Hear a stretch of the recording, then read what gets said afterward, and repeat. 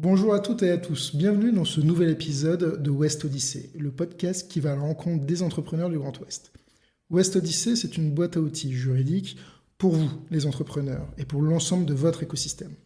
Le but de West Odyssey, c'est de vous donner des points de vigilance issus directement de l'expérience des dirigeants d'entreprise. Et pour ce nouvel épisode, j'ai le plaisir d'échanger avec Pierre Gauthier, fondateur de la société Éclore, basée à Nantes. Bonjour Pierre. Bonjour Louis, je te remercie pour cette invitation. Merci à toi. Éclore, c'est une start-up un peu spéciale puisqu'elle a une activité industrielle. Elle révolutionne l'automatisation des plis sur les verrous qui sont installés ensuite sur des gros outillages. Mais Pierre va évidemment nous expliquer mieux que moi cette partie-là. Alors l'activité industrielle d'Éclore, c'est dans l'air du temps, quand on écoute par exemple les discours de la BPI ou du gouvernement. Et avec Éclore, réindustrialiser la France, ce n'est pas un vain mot, et vous allez comprendre très vite pourquoi. Donc aujourd'hui, dans la première partie de ce podcast, toujours dédié à l'histoire de l'entrepreneur et au fonctionnement de sa société, nous allons évidemment parler industrie, valeur d'entreprise, gestion de la croissance. Mais aussi, dans la deuxième partie plus juridique du podcast West Odyssey, nous allons parler propriété intellectuelle pour sauvegarder son actif. C'est très important pour tous les types d'entreprises, mais en particulier pour une activité industrielle. Les statuts de la société, comment faire pour que ces statuts soient un élément de sauvegarde de l'actionnariat. Et enfin, Love et Smart Money dans le cadre d'une levée et plus globalement de l'écosystème de la startup. Ensuite, la dernière partie, toujours sur nos territoires, le territoire de Nantes, avec la question que je pose à chacun de mes invités sur l'intérêt d'entreprendre dans le Grand Ouest.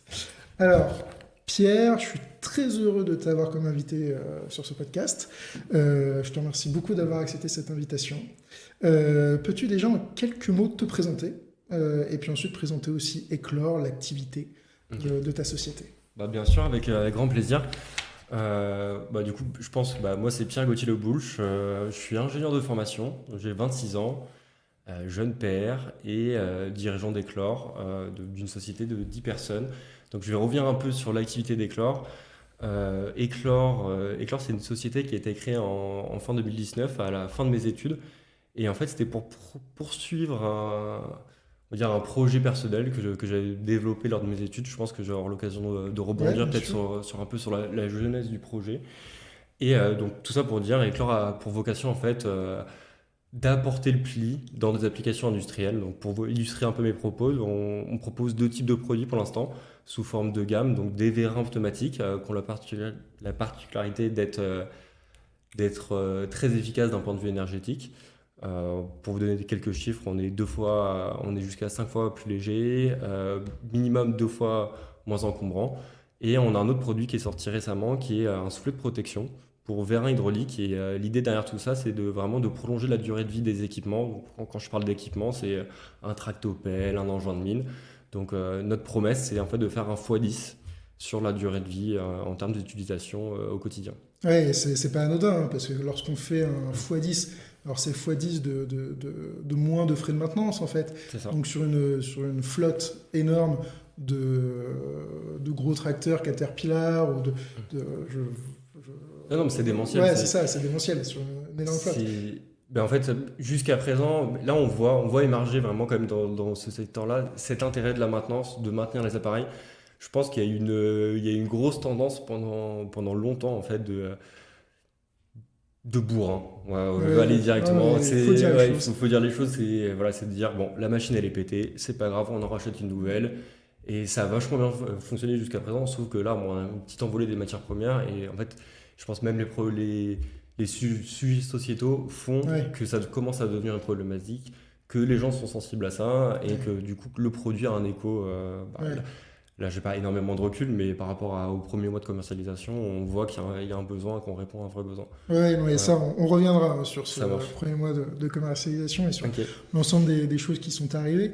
Alors, c'est vrai que Pierre a en fait amené des prototypes, c'est ça? C'est ça. Alors, on a pris une petite photo, donc comme ça, vous pourrez voir sur LinkedIn, sur le premier commentaire, ces prototypes. C'est vraiment extrêmement impressionnant de voir ça. Enfin, moi, j'adore, je suis un vrai passionné je sais pas si c'est le mot, mais c'est vraiment super.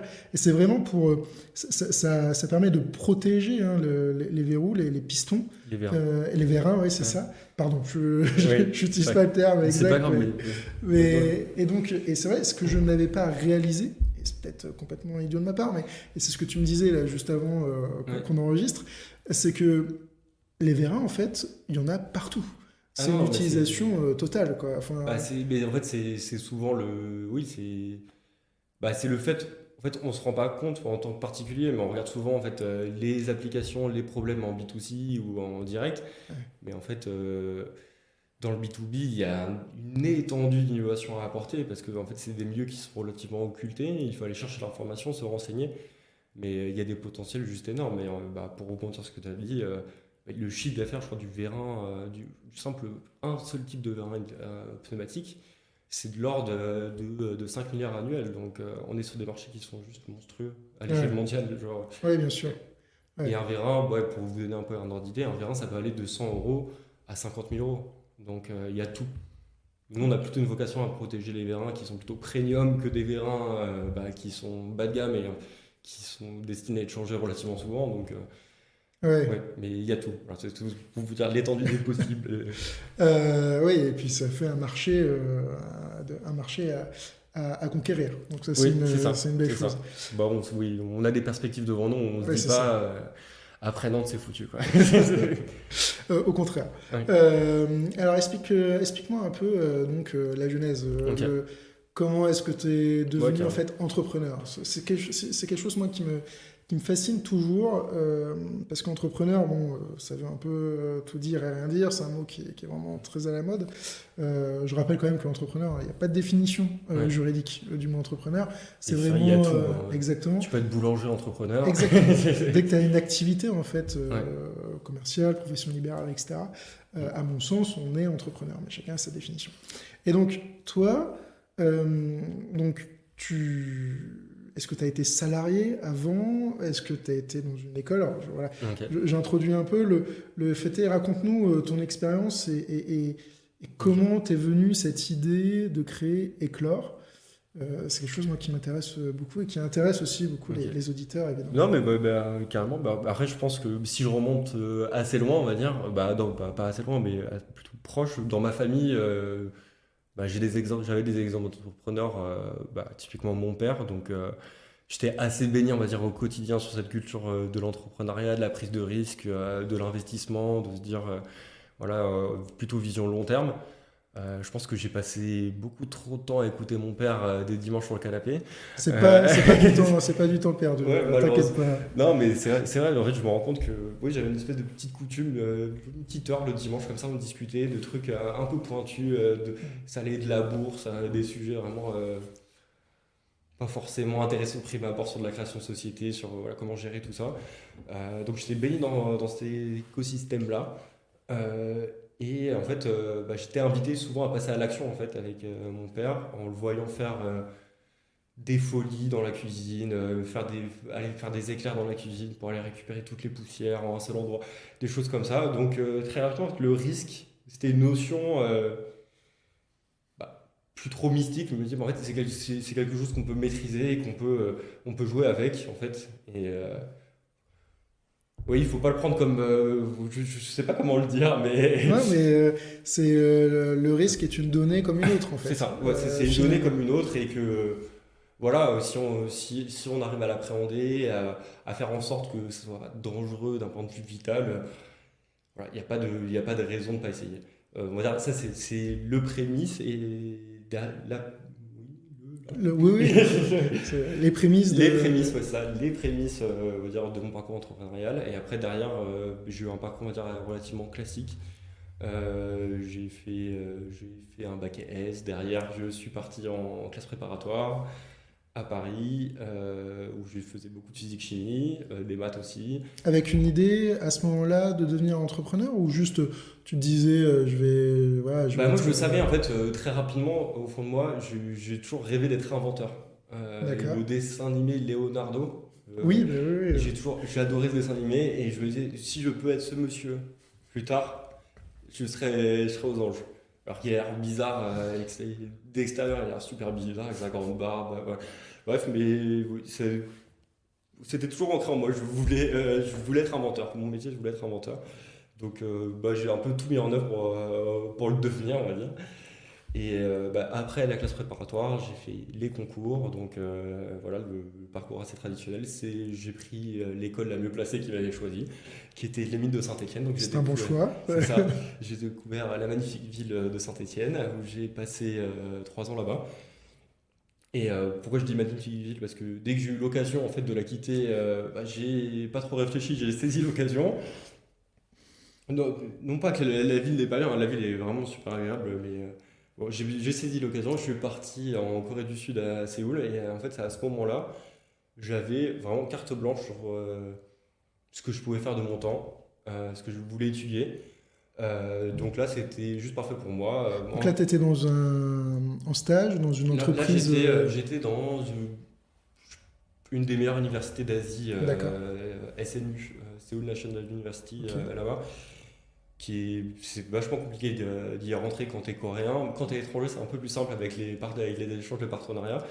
Mais du coup, là-bas, j'avais vraiment des profs, c'était vraiment des Des pontes, pontes. ouais, Ouais, c'est ça. c'était vraiment des pontes. Et en particulier, j'avais, dans un cours en propulsion spatiale, j'avais un professeur qui avait conçu un satellite, quoi, et qui l'avait envoyé dans l'espace. Donc tout de suite, on se dit, ok, il est légitime à faire le cours, ça va être intéressant, on s'implique et du coup, on y trouve son compte. Et moi, typiquement, j'ai trouvé mon compte sur ce cours-là, sur la propulsion spatiale. Et j'étais assez subjugué par le fait qu'on arrive à envoyer des trucs dans l'espace et que ça coûte aussi cher et qu'on le fasse en fait. Je me disais, mais pourquoi on le fait? C'est sûr qu'on cherche à réduire ce coût. Et en fait, c'est à ce moment-là où j'étais vraiment accoutumé aux problématiques d'efficacité énergétique, ce qui engendre le poids, les problèmes de poids et d'encombrement. Et en fait, par, au départ, par pure curiosité, j'ai commencé à me renseigner en fait sur les solutions de détournement qu'avait prise un tel ou un tel pour aller lancer un satellite ou pour aller optimiser la place. Donc j'ai rédigé un état de l'art et je me suis rendu compte que l'usage de l'art de l'origami était vachement présent, qu'il y avait énormément d'applications dans le spatial, mais qu'on retrouvait absolument rien, pas rien, pas non plus, faut pas être réducteur, mais on trouve très peu d'applications dans le civil qui utilisent le pliage.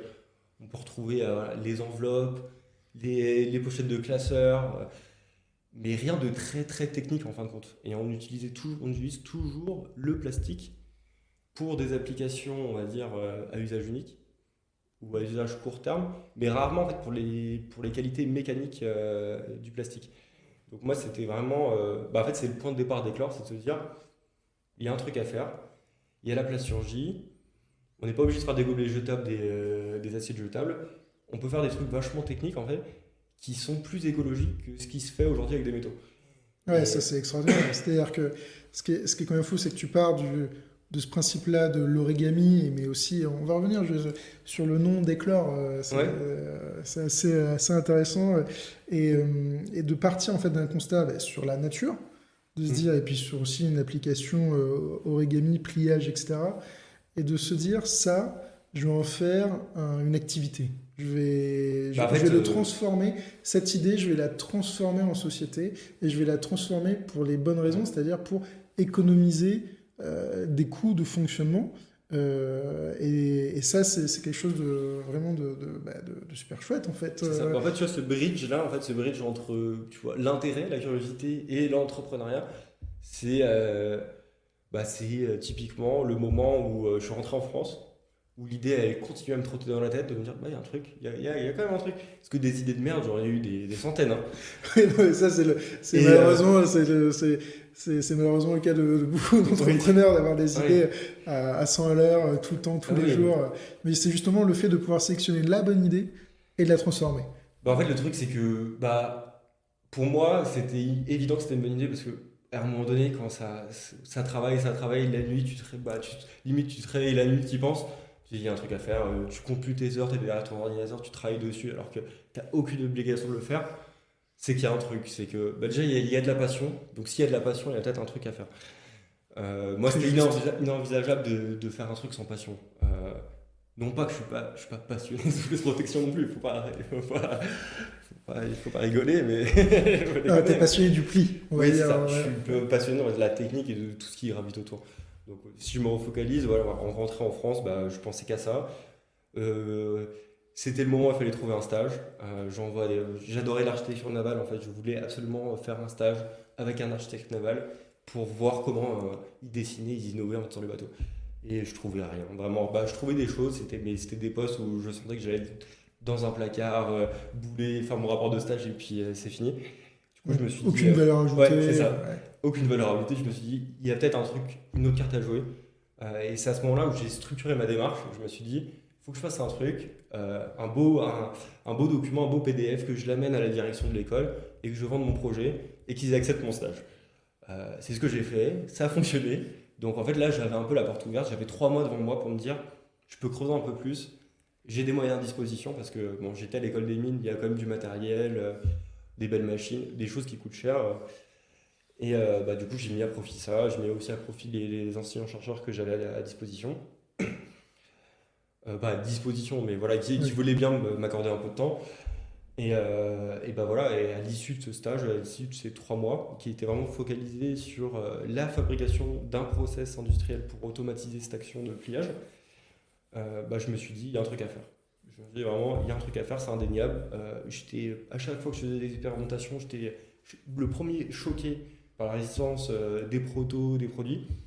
Donc je me disais, de manière complètement artisanale, j'arrive à faire des trucs qui sont déjà bluffants.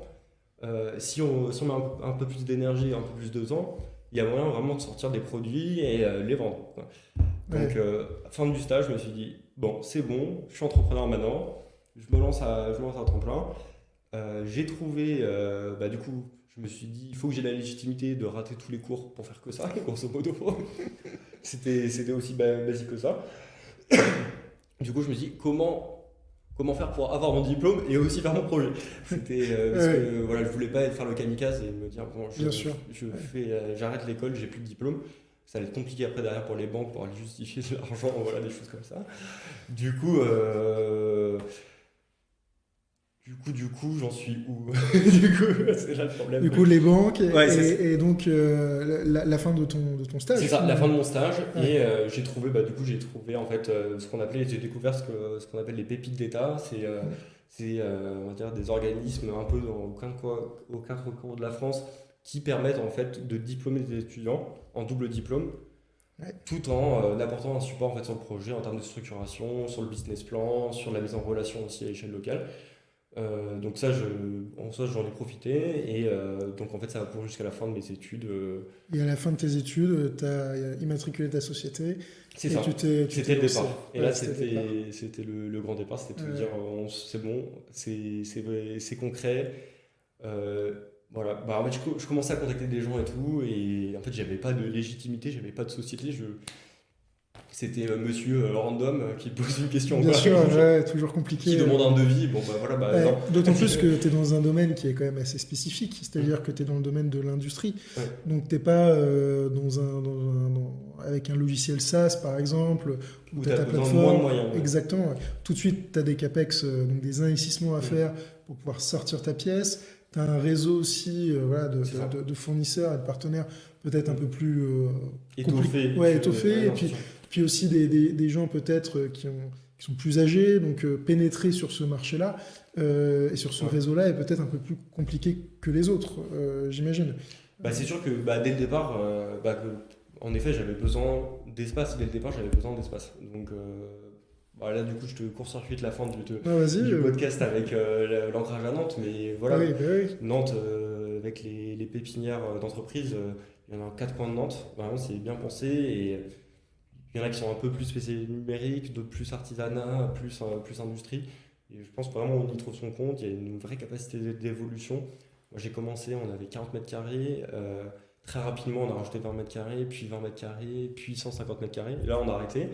Mais, mais Et voilà, ouais. ça nous a permis en fait, aussi de permettre cette croissance-là parce que en fait, quand on agrandissait à la surface, en gros, c'était un local qui était mitoyen à notre local. Oui. Donc, C'était pas un local qui était à l'autre bout de c'est Nantes. ça. Et rien que ça, déjà, en fait, je me rendais compte, à chaque fois qu'on avait un nouveau local, on se prenait 2 semaines, voire 3 semaines dans la vie d'emménagement.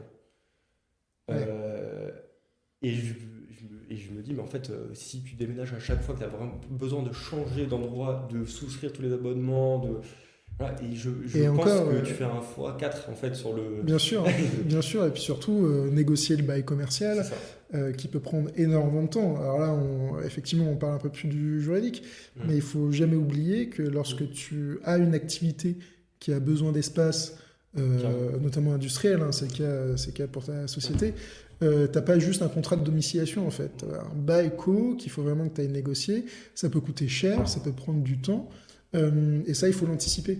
Et c'est vrai que bah, la faculté qu'on a à Nantes, c'est d'avoir bah, ce type d'incubateur, de pépinière, C'est d'entreprise, ça. etc. De pouvoir fournir un bail précaire, c'est ça, Exactement. Ouais.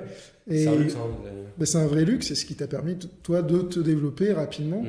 Parce que quand tu as commencé, tu étais donc seul, Ouais, tout euh, seul. avec des Moi, salariés, avec... je suis resté, pour répondre à la question, je suis resté longtemps seul en fait. Ouais. Je suis resté, je pense que je me sentais prêt, mais pas vraiment prêt. C'est bizarre à Tu dire, avais mais encore ce syndrome de l'imposteur, par c'est ça. exemple. Ouais, j'avais pas je me sentais pas légitime d'aller voir les gens.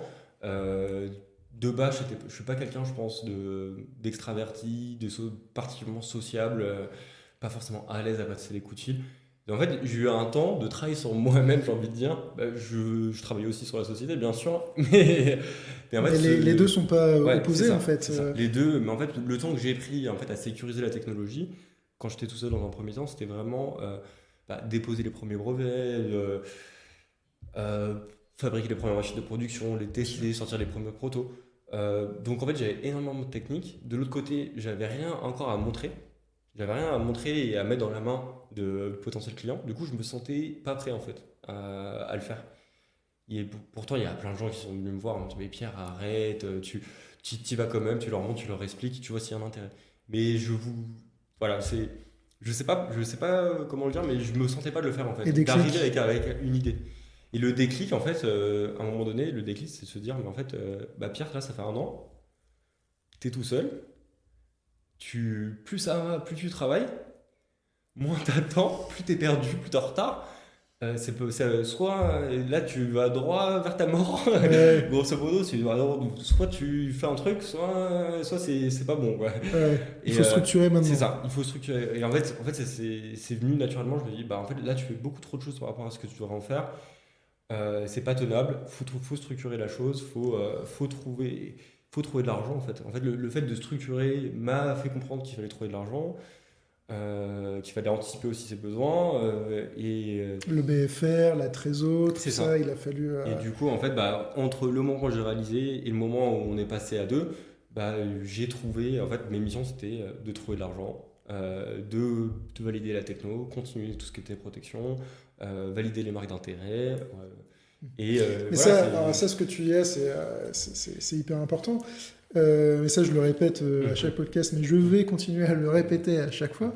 C'est que, notamment dans ces années-là, qui sont vraiment très importantes, cruciales pour le développement de la société, l'entrepreneur, donc toi, Mhm. tu es dans une machine à laver, en fait. Ah oui, Et tu dois prendre des décisions sur énormément de sujets. Tu le dis, hein, la structuration de la boîte, aller chercher les sous. Alors les sous, c'est de la subvention, de la de la dette, banque, de la ça. levée, etc. Donc Ouais. il y a plein de types, Ouais. chercher de l'argent en fait, il y a plein de typologies d'argent en C'est fait, ça. et c'est ça C'est qui est une important. construction. La finalité, Exactement. c'est de chercher de l'argent. Et après, le moyen, il est Exactement. multiple. Ouais. Tu as aussi le management, parce que tu as recruté Ouais. ton premier salarié, et puis ensuite aujourd'hui vous êtes combien? Aujourd'hui, on est 8. Voilà, donc tu passes de toi tout seul à 8 en l'espace de 3 ans finalement. Oui, plus exactement, en fait, en l'espace d'1 an, j'ai le premier salarié, Xavier, il est arrivé le 1er septembre, Ah oui, du coup 2021. ouais. Donc Donc, c'est une hyper croissance tant en termes de développement commercial que de management en fait. mais en fait, oui, mais avec du recul, je suis très content d'avoir pris ce temps-là parce qu'en fait, pour moi, j'ai acquis la légitimité et je suis devenu un homme du métier, en fait. Cette année m'a permis oui, devenir un homme du métier et de me former. Et je pense que maintenant, je dimensionne mieux aussi les tâches, les enjeux, ce qui est faisable, ce qui est moins faisable. Euh, je pense que c'est que du plus. En fait, le fait de parler avec un ingénieur, avec un ingénieur qui fabrique les nouvelles machines, le fait d'en avoir fabriqué une par moi-même, en fait, on parle le même langage, ça va beaucoup plus vite, ils apprennent de ce que j'ai fait, j'apprends de ce qu'ils font maintenant. Donc, c'est- Ouais. ce qui fait que je suis un peu un touche-à-tout et expert de plein de trucs sans être expert non plus. Ouais, bien sûr. Ouais. Mais ça, c'est un sujet vraiment important parce que euh, il faut être accompagné sur ces éléments parce que ça vous permet, vous, ensuite, en tant que chef d'entreprise, Mm. de prendre les bonnes décisions et de s'orienter et de faire du pilotage de structure. Mm. Mais alors, juste un petit Ouais, élément, quand tu dis que tu as construit ta machine. première machine tout seul, tu as mis combien de temps pour la construire C'était la Un première. petit fun fact. Ouais, la première machine que. Ouais, j'ai plein de fun facts, hein. C'est la première machine que j'ai fabriquée. Le gros problème c'était pendant le Covid. Créé 2019. J'avais fini de concevoir la machine en décembre. En 2 mois. J'avais passé toutes les commandes et après j'ai attendu 3 mois en fait pour tout recevoir. C'était l'enfer. Et après la machine, en 2 mois, on commençait à sortir des choses qui étaient potables déjà, qui étaient prometteuses. Ouais, Donc, mais en fait, dans un laps de temps assez réduit, tu l'as construite, quoi. oui, j'ai construit. Ouais. Et en fait, au départ, je voulais pas la construire. Pour être complètement honnête, j'étais allé voir des fabricants de machines dont c'était le métier, poser la question, tâter un peu le terrain. Les premiers devis que j'avais, ils étaient juste démentiels. C'était de l'ordre du million d'euros. C'était juste impossible en fait de pouvoir mettre cet argent-là. Donc en fait, j'avais pas le choix. C'était de me dire, soit je le fais, soit j'arrête là. Donc la décision, moi, c'était déjà pris, hein. C'était, bon, allez, Ouais. tu fonces tête baissée et on va bien voir ce qui sort. Ouais, ouais, ça c'est super. Et Et si tu veux un autre fun fact, vas-y, dis-moi. premier banc d'essai pour tester donc la longévité de nos produits, premier banc d'essai, on a, c'est limite le truc qu'on a le plus galéré, c'est les bancs d'essai. Parce que les bancs d'essai, en fait, c'est des machines qui viennent cycler, donc Ok. qui viennent déployer, plier, souffler. Et en fait, on a un problème, c'est que les machines vieillissaient plus vite que nos soufflets. Donc on passait notre temps en fait À à, changer à les changer machines. les machines pour tester les soufflets parce qu'elles cassaient avant les soufflets. Donc voilà, je rassure, on est sur des versions stables qui tournent depuis longtemps, mais au départ on était emmerdés parce qu'on n'arrivait pas, on arrivait à tuer nos machines d'essai, mais pas Pas nos produits. le produit, ouais, Ouais. ça c'est génial. Ouais, mais du coup c'était des bons problèmes. Mais, Ouais, ouais. il vaut mieux avoir ce type de C'est ça. problème qu'avoir ton soufflet qui casse à chaque fois, en C'est fait. ça. Non, mais c'est sûr. Mais c'est chouette. C'est ça. Mais justement, alors, en termes de produits, parce que c'est aussi ça qui est important. Alors juste avant, est-ce que tu peux nous expliquer qu'est-ce que ça signifie éclore? Parce Ok. que c'est important, parce que c'est aussi la valeur de l'entreprise. Ce que tu essayes de porter, et tu le portes vachement bien, et c'est super intéressant. Et nous expliquer éclore, et puis aussi, tu m'avais expliqué, parce qu'évidemment on a Ouais, préparé en amont ouais. l'épisode, c'est normal, euh, cette espèce de shift en fait dans la politique commerciale de la boîte. Parce qu'au Ok. début, tu as ton produit initial, Ouais. celui que tu développes et que tu vas continuer à développer constamment. C'est ça. Mais à André, il a bien fallu ramener du chiffre d'affaires. C'est ça. Et chiffre d'affaires, c'est, comme le dit Paul Foutrel dans le premier épisode de ce podcast, de West Odyssey, que je vous invite évidemment à écouter, c'est pour lui, il le dit très bien, le chiffre d'affaires, c'est le sang d'une entreprise. Ouais. Sans chiffre d'affaires, t'as rien. Et Mm. d'ailleurs, on va en parler après dans la partie plus juridique, hein. Sur la levée de fonds, c'est extrêmement important d'avoir du chiffre d'affaires pour valoriser sa boîte, tout simplement, Ouais. et pour trouver les bons investisseurs. Donc vas-y, explique-nous un Ok. peu. Si je reprends, je commence par éclore. Ouais, Claire, parce Donc, que. éclore, d'où ça vient? En fait, le pliage, en fait, quand je dis j'ai fait un étalage, j'ai vraiment fait. Je pense que j'ai fait le travail d'une thèse sur le pliage, vraiment sur l'état de l'art, et je me suis rendu compte que le pliage, il est présent partout dans la nature, mais à des échelles qu'on ne soupçonne pas, hein, à l'échelle terrestre des montagnes, à l'échelle de la petite feuille qui va venir se déployer au printemps pour gagner la compétition au soleil et aux ressources naturelles. Et en fait, le bilan de Montalar, c'est de me dire, c'est le pli, c'est un phénomène naturel d'optimisation. C'est la résultante de l'optimisation des contraintes extérieures. Ouais. Mais c'est compliqué. Et en fait, le truc, c'est que le pli, il y a différents types de plis. Je pourrais te faire un cours sur le pli, mais tu as du pli structural, du pli statique, et du pli, pli structural, c'est du pli statique ou du pli dynamique. Le pli structural, c'est typiquement ce qu'on retrouve en architecture. D'accord. C'est le toit ondulé industriel, voilà. Ils utilisent le pli pour minimiser l'usage des matériaux. La tuile, est-ce C'est que ça, c'est un c'est pli? ça. Ouais, c'est ça. Et typiquement, les tuiles industrielles, les toits Michelin, D'accord, voilà, tu vois, ok. je sais pas si tu vois les. Oui, oui, non, mais je vois Ouais, à c'est. Nantes, on a. Ouais, Ouais, tu vois, en fait, les arrêts de caisson, on l'utilise pas mal en ouais, architecture ok. pour le côté en fait optimisation du poids et de la structure. Et par contre, il y a un champ qu'on ne développe pas du tout en ingénierie, c'est tout ce qui est pliage dynamique.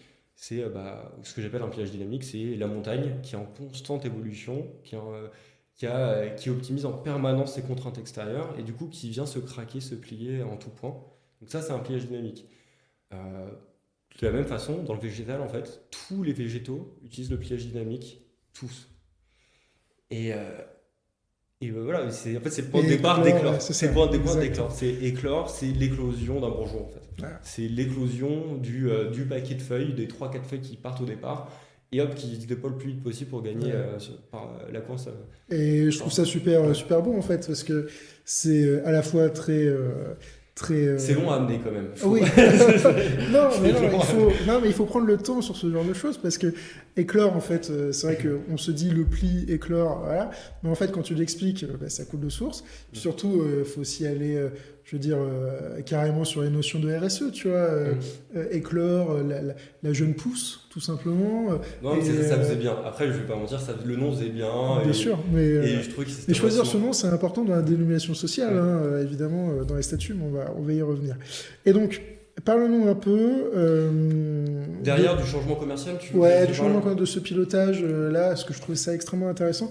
Puis après, on va enchaîner hein, sur la partie juridique, Ça marche. évidemment. Ok. Mais je trouve ça intéressant aussi que tu nous expliques un peu ce shift que tu décidé, parce que c'est intéressant tout simplement parce qu'à un moment donné, il faut, et je le répète, chercher du chiffre d'affaires. Et aujourd'hui, dans l'écosystème, on a beaucoup de startups. On pousse pas forcément à ça. Ouais, on Exactement. pousse Et pas c'est forcément. ça, là, c'est peut-être pas un point de vigilance juridique, mais c'est un point de vigilance tout court. Mm. C'est-à-dire qu'on a beaucoup de startups, et moi j'en rencontre énormément, hein, que ce soit des startups ou pas des startups d'ailleurs, Ouais. hein, mais vraiment dans l'écosystème, on voit des entrepreneurs qui, peut-être beaucoup moins en ce moment, parce qu'il y a évidemment ces problématiques Ouais. enfin, pas de récession, mais de problématiques financières. Mais donc l'argent des investisseurs est beaucoup moins disponible, si je puis Mm. dire. Donc les levées de fonds sont peut-être un peu plus compliquées. Et encore, ça dépend le domaine hein, de ta Je suis boîte. complètement d'accord avec ton analyse et je pense que tu vois, le fait que ça se tende, c'est les boîtes qui vont faire du chiffre d'affaires qui vont Exactement. réussir à lever. Exactement, exactement. Et donc l'idée, c'est vraiment de point de vigilance là à tout le monde. Avant d'essayer de sortir quelque chose, essayer vraiment avant de sortir quelque chose, c'est-à-dire juste un PDF ou sur autre chose, quoi, pour simplement faire de la levée de fonds, Ouais. aujourd'hui, c'est plus possible. Ouais, non, Et donc, il faut véritablement se concentrer sur le chiffre d'affaires pour pouvoir avoir une société rentable, je veux dire, baser sa rentabilité et ensuite sa levée de fonds. Et justement, ton expérience-là, je trouve qu'elle est hyper importante. Donc voilà, je te laisse, Ok. Du coup, la présenter. ouais, voilà. En fait, je pense que le changement commercial, le fait de changer de produit, d'attaquer un marché complètement différent pour générer du chiffre d'affaires rapidement, est directement lié en fait à l'échec de la levée de fonds que je voulais faire. Donc peut-être pour en parler 2-3 Oui, oui, minutes, bien sûr. voilà. J'ai essayé de lever des fonds en région en sollicitant du coup les investisseurs régionaux. Il y en a un paquet quand même, il y a de quoi faire. J'étais pas forcément, c'était un processus qui était relativement long, qui a pris 8 mois en fin de compte. Long et court, je pense, pour une personne extérieure. Non, Mais, en réalité, 8 mois, c'est les délais, hein. ok. Une levée de fonds aujourd'hui, ça met un an. Alors, quand je dis que ça met un an, c'est que c'est. Décaissement inclus ou. Oui, c'est ça. Ok. C'est-à-dire que ça met un an sur le. Tu te dis le roadshow, en fait. Ouais. Ça y est, aujourd'hui, je vais chercher un investisseur. Donc, ça, c'est ton Et- pointé. C'est ça. Et un an plus tard, tu as les fonds sur le décaissement sur ton compte, quoi. C'est ça. Et après, moi, la partie juridique, en réalité, il faut bien le dire, elle est plutôt courte. On intervient, nous, vraiment dans les derniers instants. Si Ouais, tu dans veux. les derniers mètres. Exactement. Ouais. Après, je pense que ça peut valoir le coup que vous interveniez en amont Mais oui, pour c'est tout. préparer les négociations aussi. Exactement. Mais Et ça, le c'est aussi un package, travail. Effectivement, ça, c'est ça, le c'est travail. la négo, il faut avoir des trucs à lâcher pour Ah, mais ça, récupérer. c'est toujours la négociation du pacte d'associés. C'est C'est ça. toujours un vrai sujet. Mais explique-moi, là, Ouais, on en du coup. parlera juste après, parce que c'est hyper important. Mais voilà, donc dans le process de ta levée de fonds, qu'est-ce qui s'est passé et puis pourquoi tu as choisi de te concentrer sur le chiffre d'affaires, en fait? Voilà, en fait, en termes de process de la levée de fonds, j'avais des gens en face de moi, je pense qu'ils étaient assez financiers en fin de compte. Et, bah, je sais pas, ça matchait pas trop en fait. Ouais. Et c'est important, ça. Ouais, ça matchait pas trop parce que je trouvais ça assez ridicule de me demander un business plan à 3 ans, à 4, à 5 ans, à 6 ans. En fait, je perdais en crédibilité à mes yeux. Tout simplement, en fait, j'avais pas confiance dans les gens que j'avais en face de moi. Je me dis, bah, vraiment, tu crois vraiment que dans 6 ans, je vais faire ce que je t'ai dit là? Non. Donc j'étais un peu démuni et un peu dégoûté en fait des acteurs que j'avais en face de moi. Et après, bon, c'est de la chance, je pense que j'ai relativement une chance, c'est que, bah, étant donné que mon père est entrepreneur, il a un entourage aussi d'entrepreneurs, et c'était un peu ma cartouche de secours que j'avais, c'était de me dire, voilà, si besoin, je sais que mon père va investir, je sais que ses amis veulent investir aussi, et que j'ai cette porte d'entrée, Ouais. j'ai cette porte de sortie. J'y ai pas mal réfléchi, pas mal échangé, et à un moment donné, je me suis dit, mais en fait, Pierre, arrête d'être con. En face de toi, soit tu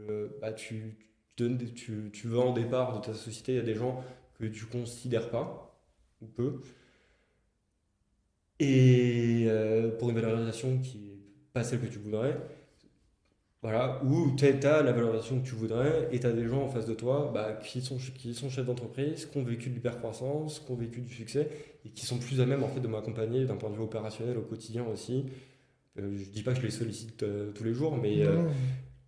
mais quand j'ai un sujet où je veux avoir un retour d'expérience, je sais vers qui me tourner, je sais qu'ils me répondront et que c'est dans leur intérêt aussi et qu'ils le font. Ils le font. Je sens que ça leur fait plaisir aussi de transmettre. Donc, je suis très content de ce choix-là. Ce qui a fait que j'ai repensé en fait la construction de ma levée de fonds en me disant je vais voir beaucoup plus petit aussi pour garder plus de parts de la société et je vais réorienter le projet pour générer du cash plus rapidement. Parce que c'était à ce même moment, je me rendais compte en fait que le produit initial qui était le vérin pneumatique, que ce produit, il y avait un potentiel, il y a toujours le potentiel, mais qu'en termes de développement, il y avait encore du travail parce qu'on s'attaquait pas à rien, on s'attaquait à un composant qui fonctionne depuis 200 ans. Donc si on va aller un peu trop vite et que ça pète dans les mains du client, c'est foutu. Du coup, en fait, il y avait un temps incompressible d'1 2 ans. Ce temps-là, il me plaisait pas parce que moi, je voulais gagner de l'argent plus Bien rapidement. sûr. Ouais. Ça, il me plaisait pas. Donc en fait, repenser un peu à tous les échanges que j'ai pu avoir avec des gens, des entrepreneurs, voilà, de la région, de Vendée aussi, en Vendée aussi, et je me suis dit, bah, en fait, il y a un truc à faire. C'est le produit clairement pas sexy. C'est le soufflet de protection. Grosso modo, c'est la capote pour vérin. Donc là, c'est ce que tu t'es apporté Ouais, là. c'est ce que j'ai apporté typiquement. Et en plus, on me l'avait suggéré plusieurs fois. Moi, j'étais un peu hautain, je balayais ça en mode non, c'est pas technique, c'est pas assez intéressant, c'est pas assez stimulant. Et en fait, je suis très content de l'avoir fait parce que ça donnait, en plus, ça reboostait toute l'équipe parce que ça donne un objectif plus palpable, tangible, avec moins de R&D. C'était quelque chose que dans tous les cas, on allait devoir faire d'un point de vue industriel. Donc, on capitalisait aussi sur l'industrialisation du soufflet de protection pour le vérin derrière. Il y avait que du plus. Donc Ouais. en fait, quand j'ai fait les pour et les contre, je me suis dit, bah, en fait, tu choisis pas, on fait ça. Ouais. En fait, dans ta roadmap de développement, tu as juste inversé les choses. C'est ça. Tu as continué à avoir ce développement de R&D sur ton produit principal Ouais. et en même temps, tu as avancé la construction de ce produit-là, de ce soufflet de protection, tout simplement pour apporter du cash Pour apporter du cash rapidement. dans la boîte. C'est ça. Et ça, pour moi, c'est vraiment extrêmement important parce que voilà, le cash, sans cash, il n'y a pas de boîte en fait. Ouais. Et ça permet aussi de produire des business plans et de produire des bilans. Au-delà des business plans, c'est surtout des bilans qui sont plus sexy et qui te permettent tout simplement de lever beaucoup plus facilement et de trouver des investisseurs aussi avec qui tu as une vraie discussion, je dirais, d'égal à égal dans un sens, parce que tu as déjà prouvé une chose, c'est que tu arrives à générer de la trésor, tu arrives à générer de l'entrée de l'argent en fait. Oui, je pense que ça rassure, c'est sûr, c'est indéniable, ça rassure, il faut rassurer. Mais moi, dans cette optique-là, pour rassurer même les investisseurs, générer au tout début de l'activité, générer du cash déjà, un peu une activité de conseil. Bon, après, il s'avérait que vu que c'est pas la même activité, c'est compliqué à défendre. Ça monte peut-être une envie sur la personne, bien sûr. Mais après, sur l'activité, c'est compliqué à valoriser. Après, je pense que ça faisait partie d'un package et voilà, c'était bien de l'avoir. Mais c'est toujours mieux d'avoir un chiffre d'affaires en effet sur le projet que tu vends. Moi, c'était pas possible à l'époque, on sortait pas encore de produit, donc d'un point de vue production, donc c'était pas envisageable. Mais c'était là où après, je jette pas la pierre aux investisseurs nantais. Non, voilà, mais c'est pas le. C'est une question de timing, c'est une question aussi de grille de lecture de ce qu'ils ont, de cash disponible. Exactement. Mais ce qu'il faut aussi bien considérer, c'est que c'est la différence entre le timing en fait de ta levée de fonds, ça s'est pas passé, et c'est en fait ça arrive à énormément d'investisseurs et d'entrepreneurs, je veux dire, parce que en fait on voit souvent dans les podcasts ou sur LinkedIn ou dans Madines, etc., toutes les levées qui marchent. On met en avant toujours quand ça marche. Non, c'est sûr, on ne parle jamais en fait des levées de fonds qui finalement font pchit. Et toi, elle a fait pchit, mais pour les bonnes raisons finalement. Moi, j'étais très content qu'elle fasse. Avec du recul, je suis très content qu'elle a fait pchit. Et en termes, après, du coup, j'ai reconstruit complètement différemment le financement. Et c'est là où on se rend compte qu'en fait, on a en particulier sur la tech, sur de l'industrie. En particulier, je pense qu'il y a un manque en fait d'investisseurs sur ce secteur-là. Ça va venir avec l'abondance d'argent par l'État. Je pense que ça va venir, mais il y avait un manque jusqu'à présent. En fait, tu es dans les prémices, tout simplement, de la start-up industrielle, si je puis dire. C'est sûr que c'était pas fait pour, mais je pense qu'on est plutôt dans le bon timing. Et en plus, ce qu'il faut aussi. Il y a de l'argent de la BPI, il y a de l'argent. BPI commence à injecter dans il y a de l'argent à récupérer des réseaux locaux d'entrepreneurs. Il y a le réseau Entreprendre, le réseau d'initiative à Nantes, même en France, partout, le réseau d'initiative. Et ça, le territoire, on va peut-être plus l'expliciter à la fin, mais sur ce que je veux revenir, c'est vraiment sur la notion de love et de smart money. Parce que dans la levée de fonds, c'est toujours un élément extrêmement important. C'est-à-dire qu'à partir du moment où tu cherches de l'argent, effectivement, donc de l'investissement, donc une levée de fonds, ça se fait en ce qu'on appelle en equity, donc c'est sur les actions de ta boîte. Donc il y a un effet dilutif-relutif, c'est-à-dire que dans ta table de capitalisation, tu vas perdre simplement un pourcentage de quote-part de propriété de ta société. Et puis, le sujet, donc, il est de trouver évidemment de l'argent contre des parts de ta boîte, mais pas que ça. C'est aussi de trouver du conseil. C'est ce qu'on appelle vraiment la smart money. C'est-à-dire que tu trouves... L'argent, c'est une chose. Il peut se trouver finalement chez beaucoup d'investisseurs. Par contre, ce qui est précieux, ce sont les conseils. Et c'est ça dont tu avais aussi besoin, et peut-être même en premier lieu. Et ça, tu as réussi à switcher ça. Alors, tu l'avais grâce à ta famille, donc c'est de la love money aussi. Mais les deux ne sont pas du tout opposés. Et c'est extrêmement important. Vraiment de le souligner, il ne faut pas du tout négliger cette love money, donc de la famille, des amis. Surtout en amorçage, en fait, sur un stade d'amorçage. Parce que moi, je me suis rendu compte en fait, que j'étais un peu limite, j'étais en amont du seed, en fait. J'étais en pré-seed de je sais pas quoi. Et donc, en fait, c'est un peu, je pense que c'est limite la levée la plus compliquée en fait. Parce qu'il n'y a pas le résultat encore. C'est toujours les termes un peu spécifiques des levées de fonds. Le pré-seed, seed A, seed B, seed C, l'amorçage, etc. Alors tout ça, il faut un peu aussi démystifier ça. Mais voilà, c'est des mots... C'est des termes juste pour mettre un terme. Exactement. Mais vraiment, l'amorçage, effectivement, on n'est pas vraiment très fort... on est très fort sur l'amorçage en France. Mais peut-être que sur les phases un peu plus ultérieures, le seed, le pré-seed, etc., c'est peut-être un peu plus compliqué, un peu plus poussif. Et encore, on est quand même, enfin, l'écosystème se restructure très très bien à ce sujet-là, donc ça va de mieux en mieux. Mais effectivement, l'amorçage, c'est quelque chose d'extrêmement important, notamment dans une activité industrielle, mais je reviens toujours sur ça, mais t'as pas du tout les mêmes besoins Ah, mais c'est sûr, j'ai besoin qu'un de plus de cash. entrepreneur. Voilà, C'est sûr. tu as besoin de plus de cash, ton cash burn il est plus important parce que tout simplement, tu Il y as a des charges, il y a des des charges, locaux. et voilà, des locaux plus importants. Si tu as une machine qui pète, bah, tout de suite, c'est toute une ligne de production qui est arrêtée. Ouais, non, c'est Donc ça. il faut anticiper tout ça. Et tout ça a un coût, évidemment. Donc forcément, ta levée de fonds, tu l'abordes pas du tout de la même manière. Et tu as besoin de conseils, de gens qui sont des entrepreneurs avertis avec de l'expérience. Et ça, tu as eu le bon réflexe de te dire, ça ne matche pas avec un tel, mais c'est pas le problème. C'est pas d'ailleurs leur faute ni la tienne. C'est juste que ça ne matchait pas, c'est tout. Ouais. Et on avance, quoi. Et maintenant, ben, aujourd'hui, tu as une boîte qui décolle, qui est en hyper croissance. Bah, là, T'as- c'est... Voilà, Ouais, oui. c'est hyper, c'est hyper Bah, satisfaisant. là, c'est prometteur et voilà, moi je Exactement. touche du bois. J'espère que, voilà, bah, en effet, ça fera de l'hypercroissance pour un petit moment. Pas trop non plus, mais. Bah, c'est mais- toujours en fait la problématique à un moment donné, quand ça marche, c'est de gérer cette croissance-là. C'est ça. Et là, il faut faire attention. Mais c'est toujours, mais ce sont des bons Mais- problèmes. Mais si moi, je peux dire. c'est vrai que le recrutement, c'est tellement long en fait. Je pense que c'est souvent le gros problème de beaucoup de boîtes une abondance d'argent très rapidement, c'est de dépenser ce cash peut-être sur le recrutement très rapidement. Ouais.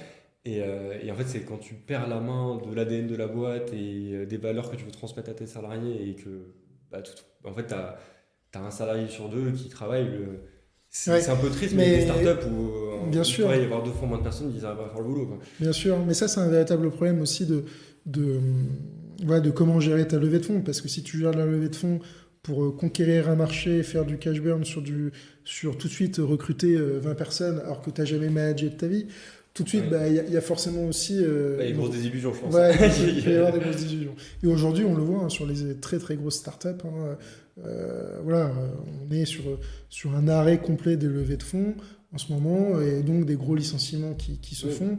Donc voilà, aujourd'hui, on est sur C'est une bien, restructuration totale. ça remet les pieds sur terre et je pense que c'est ça.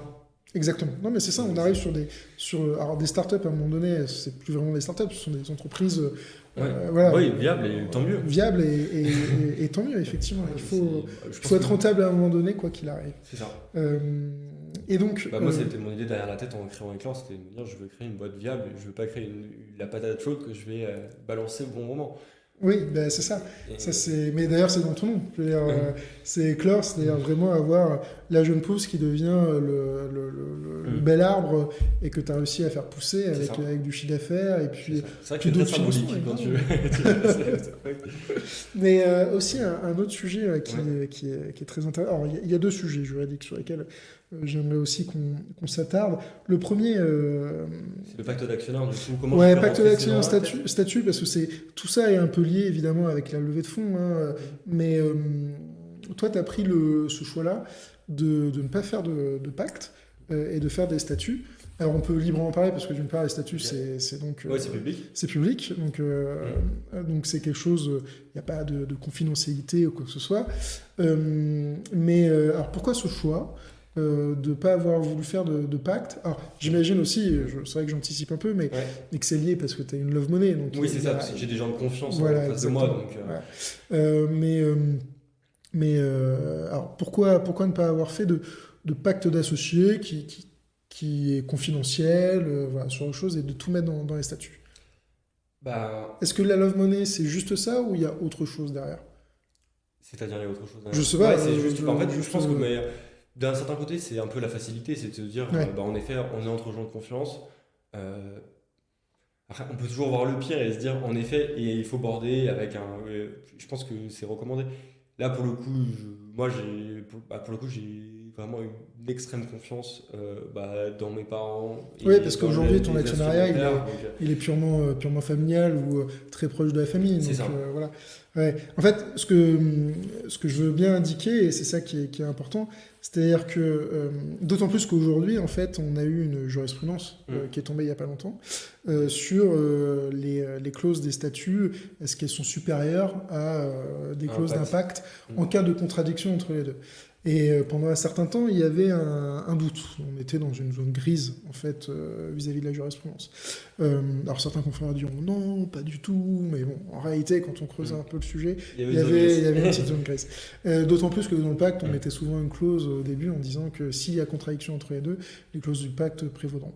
Okay. Et en fait, la Cour de cassation, qui est l'instance civile la plus élevée en France, a statué et a considéré que les clauses des statuts prévaudront quoi qu'il arrive. Donc il faut faire, la point de vigilance aussi, faire très attention si vous avez un pacte et des statuts qui soient compatibles, évidemment, qui matchent bien, c'est toujours le sujet. C'est pour ça que quand on a un pacte d'associés, on a souvent des statuts qui sont extrêmement light, donc on met le minimum dedans, vraiment le minimum syndical, pour tout mettre dans le pacte, et le pacte, je rappelle, c'est vraiment quelque chose de confidentiel, de privé, vous pouvez pas personne ne peut vous le demander, sauf en cas de conflit entre associés, devant le tribunal, ou dans certains cas, et on voit de plus en plus l'administration fiscale.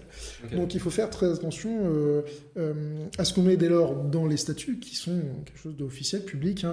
Moi je fais toujours le test, notamment quand je donne des formations. Mais je trouve ça sain en fait que le document public prévaut en fait sur un document privé. Donc ça, je suis tout à fait d'accord avec toi, c'est complètement sain. Mais parce que sinon c'est la porte ouverte à n'importe quoi. Tu fais des faux statuts et t'as ton pacte d'actionnaire qui refait tous les statuts. Oui, voilà, c'est ça. mais justement, l'idée c'est d'avoir deux documents qui se complètent bien et qui ne vont pas en contradiction.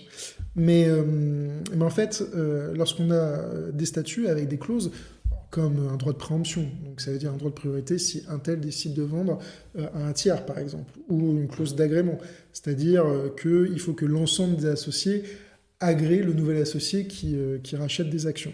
Voilà, ça ce sont des clauses, c'est deux types de clauses, agrément et préemption, c'est des clauses qu'on voit très régulièrement dans les statuts, alors même qu'il y a un pacte à côté. C'est souvent réservé au pacte en soi. Et souvent, moi, ma pratique, c'est de tout mettre dans le pacte. Mais on peut encore voir ça dans les statuts. Et c'est quelque chose qui, voilà, si le sujet ici, et sur lequel j'aimerais vraiment mettre ce point de vigilance, c'est que dès lors qu'on reste dans des clauses qui sont globalement types, tu vois, une clause de droit de préemption, d'agrément, droit de sortie conjointe, qui sont pas extraordinaires, ou qui sont classiques, on peut se permettre de les mettre dans les statuts. Parce que c'est officiel, et parce qu'il n'y a rien non plus d'extraordinaire à mettre ce genre de choses.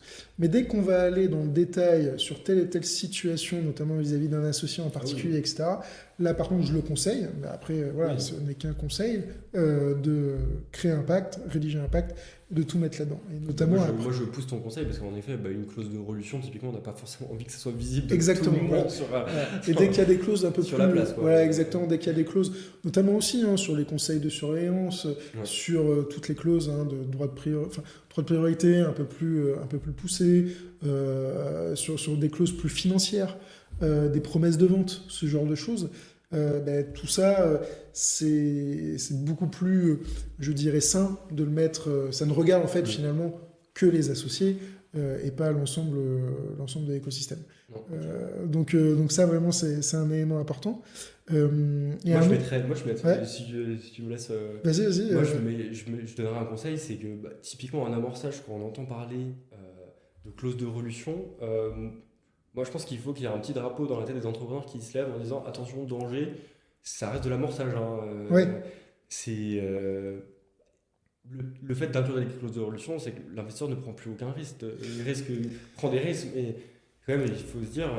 Alors les clauses de résolution, et puis voilà, c'est clauses de droit de priorité sur la prochaine levée, etc. Ce sont des clauses qu'on voit souvent et qui sont relativement classiques. Encore faut-il savoir comment. On va écrire ces clauses. Parce que c'est souvent ça le problème aussi. Quand tu commences ton roadshow de levée de fonds, tu vas aller voir des investisseurs. Ces investisseurs vont te proposer des LOI, c'est-à-dire Des des lettres lettres, exactement, des lettres d'intérêt. Dans ces lettres d'intérêt, ils vont te mettre souvent les clauses principales qui vont aller dans le pacte. Mais souvent, ces clauses, c'est juste le nom de la clause. Tu vois, clause de religion, point. Ouais. Il n'y a pas les Mais détails. il n'y a pas de détails, tu vois. Et le sujet, c'est de se dire, attention, la point de vigilance aussi, je ne signe jamais une lettre d'intérêt sans aller voir un conseil avant. Parce que moi, j'en vois très souvent des entrepreneurs qui sont tellement contents d'avoir signé une lettre d'intérêt, de se dire que la levée de fonds va bientôt se faire. Et en fait, quand on voit le détail de la lettre d'intérêt, on se dit, mais ils ont perdu le contrôle de la société. Ou alors ils se sont fait complètement diluer ou complètement avoir, ça peut arriver. Évidemment, tous les investisseurs ne sont pas comme ça, Oui, bien sûr. loin de là. C'est une minorité qui peut avoir ce type de comportement, mais ça peut exister. Et même quand tu as confiance dans ton investisseur, il est toujours sain de refaire lire ce genre de documents à un conseil.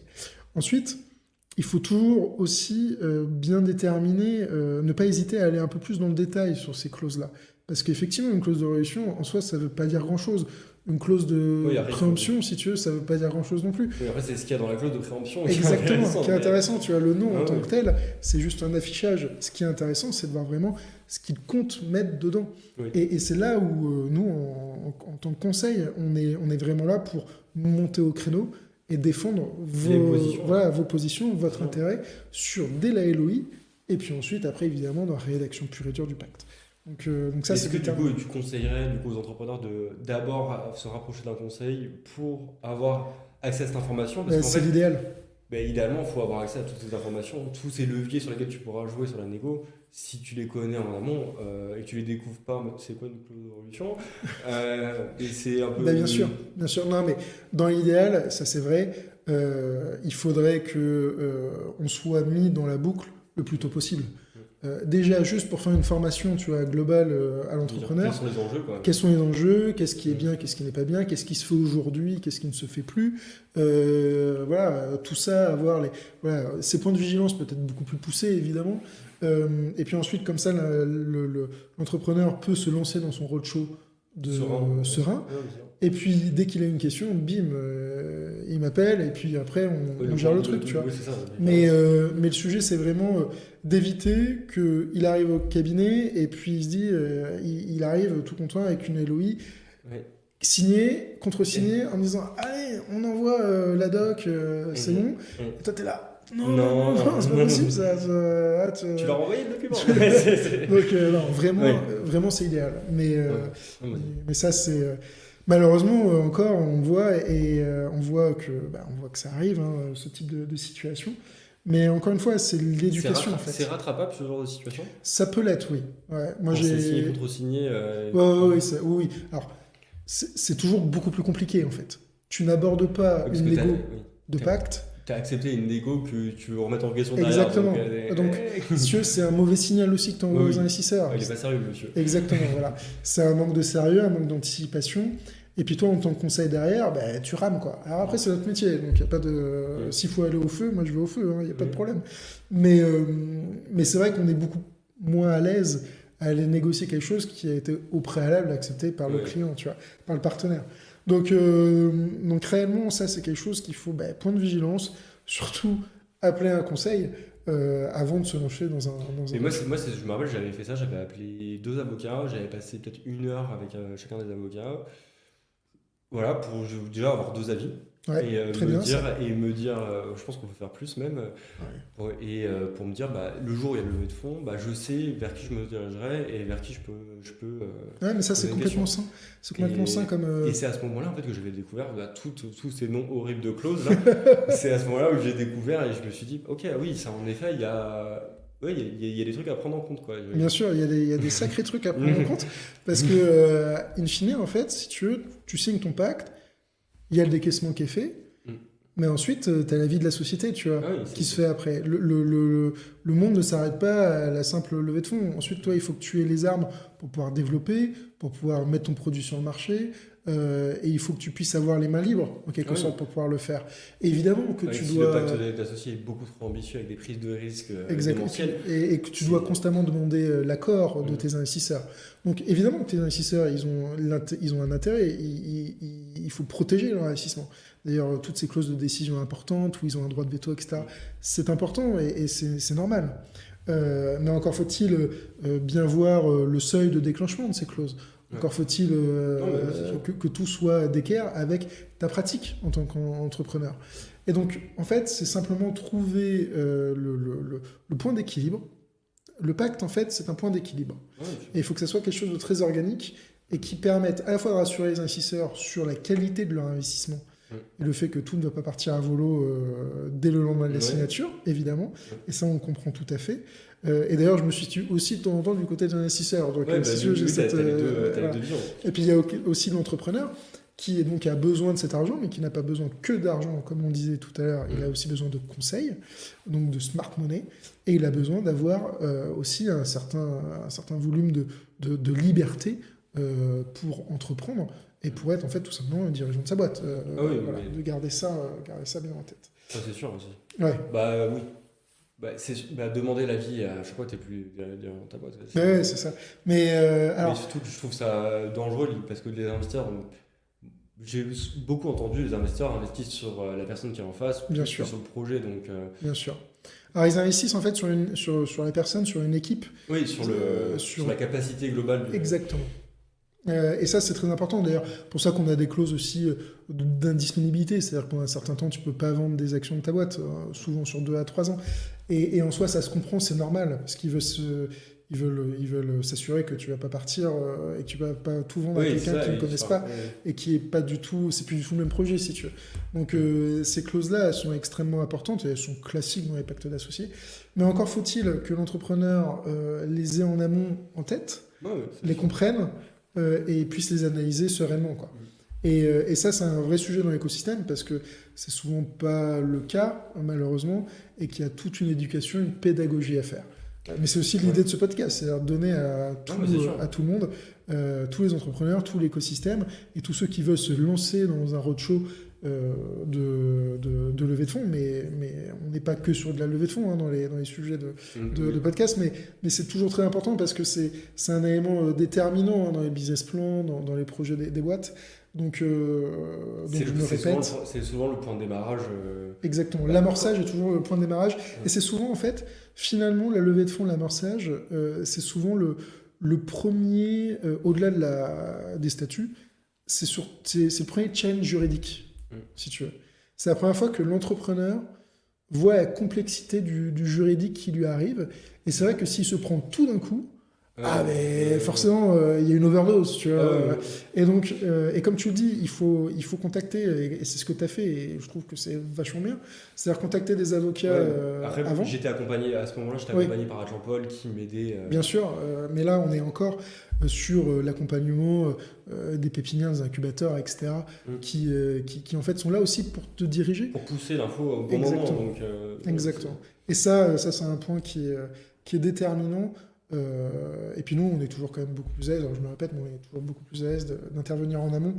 Et puis on est toujours disponible pour aider, quoi. Donc, comme ça, oui. C'est vrai que c'est un peu bizarre d'arriver un peu comme un cheveu sur la soupe au dernier moment et te dire bon. Ça arrive. Hein. Mais voilà. Alors le temps passe et il y a aussi un petit sujet juridique, mais là aussi c'est sur le point de vigilance. Et d'ailleurs, tu avais commencé à l'indiquer, mais c'est sur la propriété intellectuelle. C'est-à-dire que c'est super important. Voilà, tu l'avais énoncé, notamment dans cette période de restructuration où tu avais posé les brevets, etc. Tu as sécurisé l'actif. Finalement, c'est aussi l'un des premiers moments où l'entrepreneur il découvre le juridique. Alors, il le prend pas. C'est un grand moment. C'est un grand moment. Et toi, tu as trouvé ça a été instinctif de voir déposer ton premier brevet En fait, le truc, c'est là pour mon père, il est entrepreneur en industrie, plutôt sur de l'innovation, avec une grosse politique de dépôt de brevet. D'accord. C'est pas que j'avais pas le choix, mais ça me paraissait en fait. ça avait fonctionné pour lui, je me dis pourquoi ne pas faire pareil, voilà, genre, pourquoi pas ne pas déposer des brevets. Et surtout, je me sentais beaucoup plus à l'aise et le jour où où j'ai reçu la validation du brevet, grosso modo, c'est accepté et que tous les critères étaient ouverts. Voilà, je dormais mieux la nuit aussi. Ah, mais bien sûr. Parce que Ouais. tu te dis, bon, bah, tu sais comment ça c'est sécurisé, ça a été reconnu comme étant sécurisé. Ouais, tu peux avancer Tu peux sereinement. plus avancer sereinement, t'as pas peur de faire des divulgations à droite à gauche et t'auto-antérioriser. C'est le risque, hein. Ouais, non, mais ça, c'est super. Après, je pense qu'il faut se faire accompagner. Si je dois donner un conseil, Ouais. moi, pour l'API, c'était très rapidement de me faire accompagner sur l'API. Je me suis renseigné par moi-même, c'est de lire allez, une dizaine de brevets pour comprendre déjà quelle était la structure, qui était en fait la manière, le style rédactionnel. Il y a un vrai style rédactionnel en fait de brevet. Bien sûr. Il y a un langage, il y a une notion d'ensemble, de toujours être le plus large possible pour englober l'ensemble le plus possible. Et au final, c'était un exercice qui était intéressant et très formateur. Et j'ai plein de compétences que j'ai encore grâce à ce moment-là, en fait, juste d'aller lire un brevet complètement random et de se dire comment, quelle était la stratégie d'attaque, c'est quoi la clé de voûte, comment on peut le descendre, comment on peut pas le descendre. Et voilà. Et Ouais. en fait, le fait de dire ça, déjà, quand j'ai contacté le premier cabinet de propriétaire intellectuelle et que je suis arrivé avec mon travail préparatoire, ils m'ont dit, on n'a jamais vu ça. Parce que je suis arrivé, j'avais rédigé en fait une première version Du brevet, en fait, du finalement. brevet avec les figures. Et je leur ai dit, bah voilà, maintenant je veux que vous me fassiez le jargon, le jargon pour que personne ne comprenne rien et que soit quand même sécurisé, grosso modo. Alors, Non, mais la mise oui, en musique juridique de ce que oui, tu as créé. c'est Non, ça. mais ça, c'est hyper important parce que, encore une fois, aussi, le dépôt de ton brevet, etc., c'est peut-être aussi l'un des premiers moments où Et je pense il faut pas lésiner sur le temps. Oui, c'est ça. Le temps, et je dirais aussi l'investissement, Mm. parce que tu peux protéger le territoire enfin, juste Ouais, en France, en Europe, dans le monde. Tout ça a un coût, évidemment, c'est ça. mais c'est un coût, mais c'est un investissement, parce que tu protèges ton actif, et ça rejoint aussi surtout le fait que, un, tu dors quand même beaucoup mieux quand Ouais. ton actif est protégé, et deux, bah, c'est aussi un élément de discussion dans la levée de fonds, parce que tu dis à tes futurs investisseurs associés, bah écoutez, moi, tout est sécurisé, tout est déposé au nom de ma boîte, il est hyper fort mon brevet. C'est bien qu'il ait dit Euh, déposer au nom de la boîte. bah oui, alors c'est aussi, C'est au nom de la boîte, c'est ouais, important. alors c'est important. Alors pour être clair, hein, moi la propriété intellectuelle c'est pas mon domaine, mais évidemment La connaissance du j'ai sujet. connaissance de la culture générale juridique évidemment. Et très souvent, alors nous on le voit, enfin je le vois très souvent dans les dossiers où on se rend compte en fait que le brevet est déposé au nom perso du fondateur. Ouais. Et ça arrive très souvent juste parce que Il n'y avait pas encore la il n'y structure. avait pas encore la structure et on dépose souvent le brevet ou la dénomination sociale ou sur autre chose, la marque, etc., avant même que la société soit créée. Alors, il n'y a pas vraiment de problème à faire ça, même Ouais. pas du tout. Mais par contre, il faut bien penser le jour où la boîte est créée, de faire le switch entre toi à titre perso et la société. Ouais.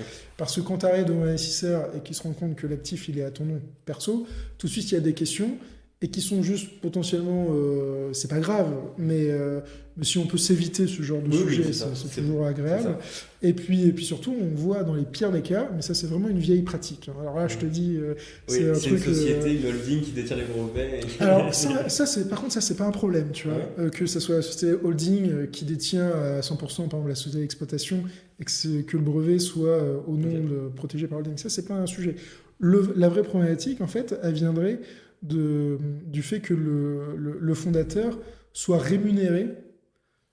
Pour une mission inventive. Ouais, exactement. Et ça se faisait pendant un certain temps. Et l'administration fiscale te vient et te Te détruit dit, ouais. le sujet, puisque c'est de la rémunération pure et dure, si tu veux, c'est la rémunération cachée. Ah oui, Donc c'est la là, relation. là, elle vient requalifier ça en rémunération avec les pénalités, etc. Donc, faire très attention à ça. Et puis, ben, voilà, la propriété intellectuelle, c'est un sujet extrêmement important. Donc, vraiment, vraiment, point de vigilance. Là, tu as Faites la parlé propriété intellectuelle, quoi. du confort personnel parce que tes actifs sont sécurisés de la levée de fonds. il y a quand même, je pense, le critère numéro un, c'est la distance avec la concurrence qu'on crée aussi. Oui, aussi, évidemment. Pour moi, moi, c'était mon critère de décision numéro un, c'était ça, c'était de me dire, bah en fait, le jour où les concurrents se réveillent, bah c'est trop tard, quoi. Exactement. Ouais. C'est pas que c'est trop tard, mais j'ai déjà mis des mines derrière moi. Oui, C'est, ouais. je pense que c'est plutôt ce côté-là bah, pour moi, qui est très important. Voilà, bah, là, d'avoir des concurrents qui t'appellent, bah, ils ont fait la recherche, ils ont vu que tu avais un brevet et c'est pour ça qu'ils t'appellent. Parce qu'ils savent que, Qui peuvent pas avancer sans toi, finalement. Euh, voilà, c'est ça. ouais. Non, mais c'est hyper intéressant. Parce que moi, effectivement, j'ai la vision juridique, Mhm. protection, levée de fonds, et la vision, en fait, opérationnelle, Il faut elle est arriver. Bah, en fait, elle est hyper importante. t'arrives avec des armes, t'arrives avec. C'est toujours plus agréable d'arriver en force Forcément. Forcément. que d'arriver en mode ah, bah, en fait, j'ai pas monté mon truc, vous pouvez me voler la techno, vous êtes 5 fois plus de salariés que moi, que Ouais. j'en ai. Hein, oui. Alors après, tu l'exploites avant, donc tu as quand même des armes pour Hum, pouvoir dire que voilà, tu as, de la techno, mais effectivement, on est toujours beaucoup plus à l'aise de déposer ça, quoi. Euh, alors, on arrive à la fin du podcast, Ok, c'était rapide. et donc, évidemment, le podcast, c'est à la rencontre des entrepreneurs du Grand Ouest. Hum, Donc, ta société est basée à Nantes. ouais. Euh, voilà, je pose toujours la même question. On l'a un peu abordé au cours de nos Hum, échanges, mais c'est important parce que nos territoires, il n'y a pas que Paris dans les startups, hum. dans les sociétés en général. Il y a aussi tout le Grand Ouest, mais pas que évidemment, mais on se concentre ici sur le Grand Ouest. Quels sont les atouts pour toi d'entreprendre dans le Grand Ouest? C'est quoi les avantages? Mais aussi, ça peut être aussi des inconvénients, hein, je veux dire. Bah alors, je pense, bon, on va commencer par les inconvénients. En région, parce il y a moins d'inconvénients que d'avantages. En région, je pense que l'inconvénient, c'est que le tissu d'investisseurs est peut-être pas assez étoffé, ce qui fait que le jeu est un peu pipé d'avance. Ouais. Il faut, ouais, il faudrait Peut-être peut-être un. plus de BA ou plus C'est ça. d'investisseurs, voilà, Je pense que c'est une globalement. question de loi du marché. En fait, là, Ouais, il y a pas assez il y a pas assez d'investisseurs. Je ok, pense que rien que le fait de dédoubler, il y aurait une concurrence saine entre investisseurs bien sûr. qui ferait que la balance, voilà, qu'il y aurait un combat équitable entre les investisseurs et Ouais. les entrepreneurs. Avec des valos qui sont voilà, Peut-être plus, plus raisonnables ou même plus. appuyer sur des faits peut-être Ouais, plus bien sûr. concrets, plus tangibles. Ouais. Moi, c'était aussi ça faisait partie de mes illusions, ce côté-là, Ouais, je où comprends. on sentait que la valorisation, c'était un peu au marché et, Ouais, ouais. Tu et voilà, il n'y avait pas pouvais, vraiment de fondement derrière tout ça, ouais, quoi. tu pouvais augmenter d'1 million d'euros en 10 minutes, quoi. Ouais, mais limite, c'est ça, quoi. Ouais, non, mais C'est- je comprends, je vois tout à fait. Donc, et en fait, mais je pense que c'est Alors, pas cette bon de faire ça, problématique, mais, ouais, mais alors, cette problématique, tu vois, tu l'as aussi à Paris, par exemple. oui, je pense Tu qu'il y l'as en un a peu partout. partout.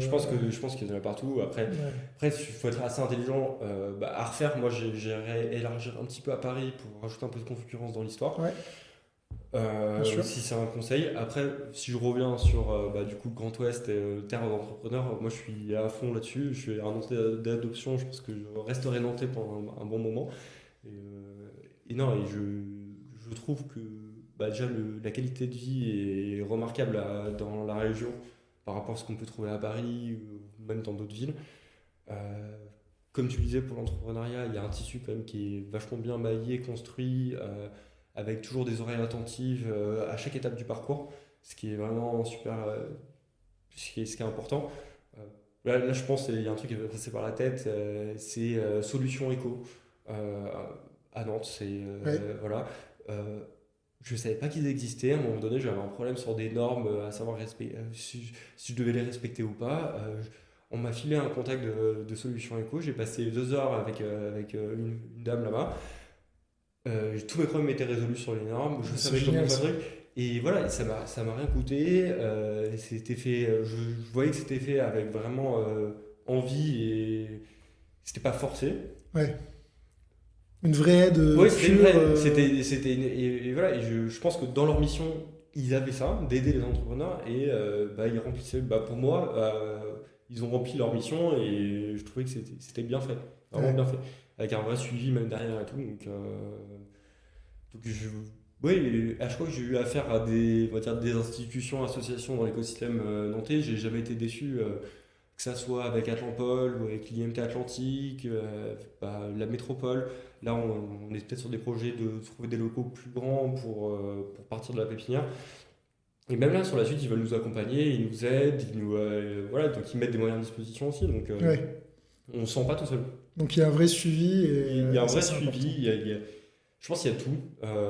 Moi, j'ai beaucoup privilégié on va dire, les formules gratuites. Je Ah, c'est sais, normal parce qu'au ouais, début, bah, ouais, c'est ça. forcément, alors certes, tu fais du cash, mais il faut avoir une activité, enfin, il faut préserver ce cash-là Mm. pour le R&D et pour C'est ça, réinjecter dans la boîte, c'est ça. etc.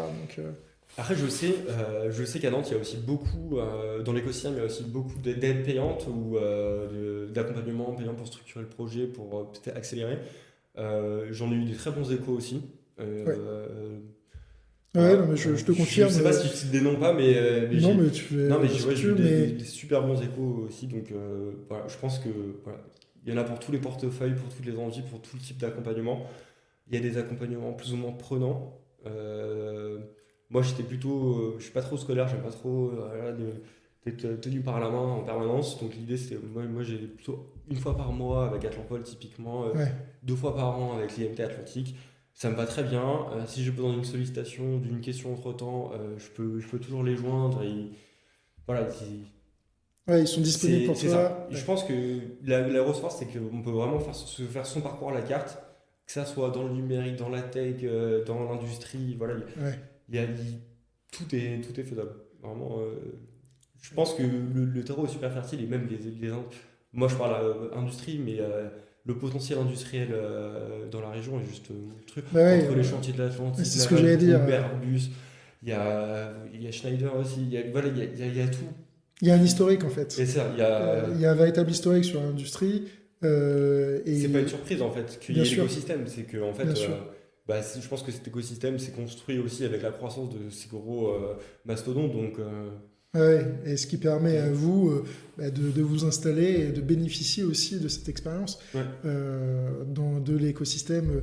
Alors, on parle souvent de l'écosystème startup, mais là c'est beaucoup plus large que ça. C'est l'écosystème vraiment des entreprises du chantier de l'Atlantique à des entreprises bah, comme la tienne en fait. ouais, ouais. Finalement, Il y a tout, mais nous on a installé à la Beaujoire, il y a ouais, une zone industrielle à côté, mais ça regorge bien d'activités. sûr. Il y a des camions tous les jours, bon, c'est peut-être pas super, mais il y a des camions tous les jours qui chargent, qui déchargent. Ouais. Il y a Non, une vraie activité voilà, économique. on sent que Ouais. c'est pas la crise, quoi. C'est pas Ouais. la crise profonde. Voilà, bon, il y a peut-être, voilà, il y a le prix de l'énergie en effet quand tu regardes des factures à dette, ah, Ouais, ça ça c'est un vrai pique, sujet aussi. ça Ouais, pique, mais voilà, bah, il y a des aides aussi de l'État qui sont mises. bien sûr.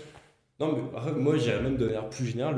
Je trouve que la France est un super pays pour entreprendre. Ouais. C'est juste magique. Moi, en dehors de la France, je pense que j'aurais pas pu faire éclore parce que j'aurais pas eu des aides de l'État sur des subventions, sur la R&D, donc sur du Ouais. pari comme sur l'avenir. Euh, j'avais vu Nicolas Dufour à une soirée au Corps des Mines, Bah, en et plus, lui, il disait à tout le monde que en vrai, ils retrouvent que 5% de leur argent. ouais, ouais. Bah, en plus, Nicolas Dufour, donc directeur général de la BPI Hein. France, qui a écrit un livre récemment sur réindustrialiser la France. Ouais, ouais. Donc c'est vraiment un sujet qui le Ah, qui le porte, passionne qui le passionne. et non mais bah, c'est sympathique, c'est sympa de l'entendre, c'est vrai qu'il y a un peu d'énergie, il est très ouais, on va tout niquer, c'est bon, c'est l'industrie. Mais il a justement, il avait inauguré donc les nouveaux locaux de BPI Ouais. ici à Nantes. Et il avait eu ce discours hein, vraiment de réindustrialisation et on sent qu'il a une véritable force Mais ils ont mis des pour ça. moyens. Et ils mettent les moyens, Il y a des effectivement. outils, il y a tellement d'outils avec voilà, le France Relance, France 2030, Ouais, tous les concours d'innovation, les iLab, Innov, bien sûr. IDEMO. C'est tellement complet en fait, mais c'est tellement complet qu'il y a même des offres qui rentrent en conflit les unes avec les autres pour te dire à quel point c'est Ouais, complet. ouais, Et je pense que c'est un conseil. Voilà. En début de société, je pense que c'est très important de se rapprocher de son conseiller BPI bien sûr. voilà, régional pour avoir une vision en fait de tout ce qui est possible parce qu'on ne se rend pas forcément compte. Et il y a, C'est un monde, enfin, les subventions, hein, c'est extrêmement compliqué et ça bouge tout le temps, en fait, finalement. mais en fait, pas tant que ça, parce qu'en fait, on se rend compte que les formules qui marchent de l'État, elles sont toujours reconduites. Oui, ça Soit c'est sous vrai. un autre nom, soit dans un truc. Ouais, Donc au final, les valeurs sûres, c'est les trucs qui sont reconduits. Et, C'est un très bon conseil, ça. et en fait, du coup, moi, si je dois un conseil à donner, c'est taper sur les valeurs sûres, sur les choses qui ont été reconduites et qui ont fonctionné en fait. Donc, il n'y a pas de raison que ça ne fonctionne pas pour vous. Je pense que c'est super important aussi en termes de structuration du projet parce que la première demande d'aide de subvention de la BPI, c'est toujours c'est un effort rédactionnel, c'est un effort de structuration, mais qui après cet effort et on retrouve les fruits de cet effort parce que Bien sûr. ça dessine une feuille de route technique, de financement aussi, donc c'est super intéressant. C'est un peu un business plan vraiment. Ton premier business plan Ouais, un business réalisé. plan un peu costaud. Donc, non, je sais pas où. Quel était vraiment le point de départ de ce côté financement, mais tout ça pour dire que oui, la BPI en effet pousse énormément sur l'industrie, il y a quoi faire et ce serait bête de s'en priver parce que quand on fait de la R&D, ça coûte de l'argent, c'est quand même un Bien sûr. investissement Ouais. et qu'en fait la BPI peut vraiment épauler la R&D tout au long de la vie de la société parce que clairement nous on a intégré la BPI dans le financement de la société C'est indispensable. à long terme. Hein. Ouais, bien Donc, sûr. Et puis surtout, les aides sont là et il ne faut pas s'en priver. Et on est là vraiment dans un espace de réindustrialisation. Et c'est pas un vain mot, comme je le disais au début. Et vraiment, ça me fait vraiment beaucoup plaisir que tu puisses dire, et tu dis avec force et conviction que tu n'aurais pas pu faire éclore Aude Park en France. J'aurais pu le faire ailleurs, mais avec beaucoup plus de cash, beaucoup plus Voilà, exactement. C'est ça. Et ça, je trouve que c'est un message porteur d'espoir, notamment dans une crise aujourd'hui qu'on est en train de ressentir, et qui est les acteurs publics tels que la BPI qui ont un discours très fort, et on se rend compte via ton expérience que ce n'est pas qu'un discours, c'est aussi dans l'application. Dans l'application, et ben ça je trouve que c'est vraiment génial, et ça prouve bien que... En fait, je sais pas si tu as écouté Nicolas Dufour, mais on avait un peu de retard sur la scène européenne par rapport au nombre de licornes. Oui, c'est un peu le marqueur de licornes, de start-up qu'on avait en place, et en particulier par rapport à tout ce qui est le Royaume-Uni, où eux ils sont vachement en avance, ou Israël typiquement hors Europe, mais d'ailleurs Royaume-Uni aussi, mais ouais, et en fait c'est vraiment pour combler ce retard qu'ils mettent autant de moyens. Donc, alors, juste quand là, même... ils ont rattrapé le retard. Ils ont rattrapé le retard. Je crois qu'on est à la moitié du nombre de licornes des Anglais et que l'objectif en 2030, c'est de les surpasser. Alors, moi, je fais toujours attention à ce terme de licorne parce que souvent, les licornes... C'est un indicateur. Il faut que ça reste un indicateur parce que toutes les licornes ne sont pas rentables. Oui. Et je pense qu'il faut privilégier vraiment les sociétés... en hyper-croissance, effectivement. Mais je pense que je suis comme toi, je trouve que c'est complètement con de faire des licornes qui ne gagnent pas d'argent et qui vivent sur injection de cash en permanence. Mais au final, c'est plutôt un bon indicateur en termes de chiffres parce que ça montre aussi tout l'écosystème qui est mis en place derrière, tout l'écosystème de financement. Ça, je te rejoins tout à fait. Et on voit que... En fait, on le voit dans la réalisation que c'est ça. C'est ça, c'est ce que j'allais dire. On voit vraiment que dans la réalisation, typiquement pour Éclore, mais aussi pour toutes les autres sociétés, qu'elles soient industrielles, tech et machin, finalement, ça fonctionne, ça marche. Et ça, c'est un super message. Écoute, merci beaucoup Pierre, pour ce podcast. C'était vraiment super chouette. Beaucoup de sujets et très intéressant. Beaucoup de points de vigilance, vraiment de réflexion poussée. Et je suis vraiment heureux de cet épisode. Moi, je te remercie pour cet accueil aussi. Et, pour ce moment un peu hors temps qui permet aussi de dézoomer un peu et voir le chemin parcouru. Non, c'est super sympa et au plaisir. Au plaisir. Merci beaucoup. Ouais. Je remercie énormément Pierre pour cet épisode qu'on peut qualifier de pépite du podcast Ouest Odyssée, le podcast qui va à la rencontre des entrepreneurs du Grand Ouest. Je remercie aussi évidemment l'ensemble des auditeurs qui ont écouté cet épisode jusqu'au bout. Si vous avez aimé l'épisode, mais aussi les autres, n'hésitez pas à en parler autour de vous et puis à le partager et à donner votre avis sur l'ensemble des plateformes, votre plateforme préférée sur laquelle vous l'écoutez. Alors dans cet épisode, on a quand même appris énormément de choses. C'est un épisode à cœur ouvert, si je puis dire. On a appris comment on développe une startup industrielle, ses premiers instants, la constitution, mais aussi comment on gère sa première levée de fonds, même si c'est une levée de fonds de Love Money. D'autant plus lorsque c'est une levée de fonds de BA, comme Pierre a pu en avoir l'expérience. Et on a vu aussi la relation avec ses associés en Love Money via les statuts et pas l'obligation d'avoir un pacte. Et évidemment, surtout, la propriété intellectuelle, extrêmement important dans la protection de son actif. Et puis il y a plein d'autres choses évidemment dans ce podcast, un résumé très très court dans cette conclusion. Surtout, n'hésitez pas aussi à me suivre sur LinkedIn, à m'envoyer des messages. Je vous invite à m'envoyer des messages privés et je répondrai à l'ensemble de vos messages, de vos sollicitations, de vos demandes. Évidemment, à suivre mes projets et à vous inscrire à la newsletter que je mène sur LinkedIn. Donc j'espère que cet épisode vous a plu et je vous souhaite une excellente odyssée. À très vite.